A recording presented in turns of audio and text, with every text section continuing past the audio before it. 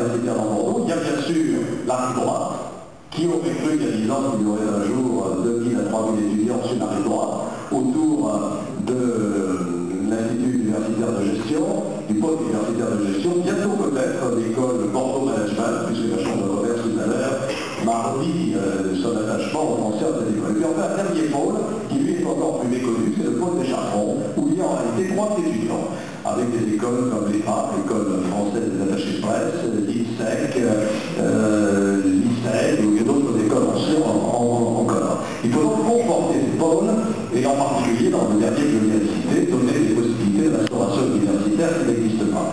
Deuxième idée, la vie étudiante. Il faut que les étudiants soient vraiment des acteurs présents dans la ville et pleinement intégrés dans la ville.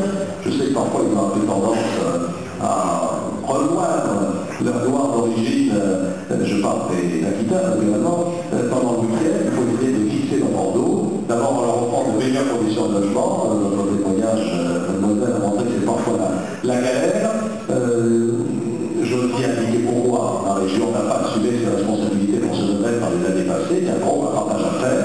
La ville y participe. Je voudrais citer 3 projets de construction de logements qui sont en cours. Il y en a un sur la rive droite de la Bastide, que la ville a confié à la BMA dans le cadre de la ZAC Bastide 1. Et un autre projet qui est mené par le CRUS, rue Sauterron, place de la Victoire, grâce à la ville qui a offert des locaux aux Capucins pour le transfert de restaurant universitaire. Et puis il y a un 3e projet qui est sur l'îlot d'Armagnac, dans le quartier Saint-Jean-d'Esprit.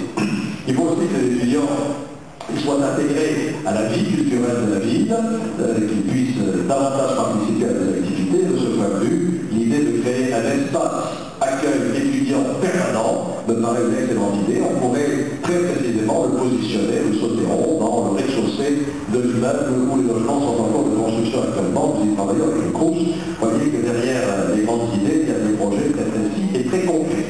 Voilà ma deuxième idée.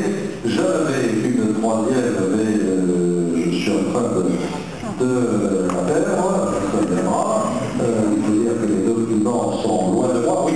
Donc les sites universitaires dans Bordeaux, la vie étudiante, il faut aussi une relation plus étroite et plus permanente entre les universités et la ville. Et là, il faut mettre en place des structures.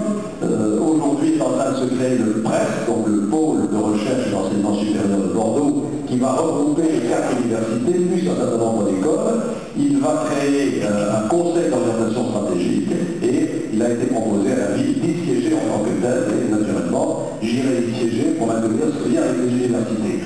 Dans le cadre aussi de la réforme des conseils d'administration des universités, puisque en place, des sièges sont proposés à la ville et il faut que nous y soyons pour que nous ayons cette relation un peu intime avec les responsables universitaires afin de participer au développement du tissu de l'enseignement supérieur. Bon, voilà.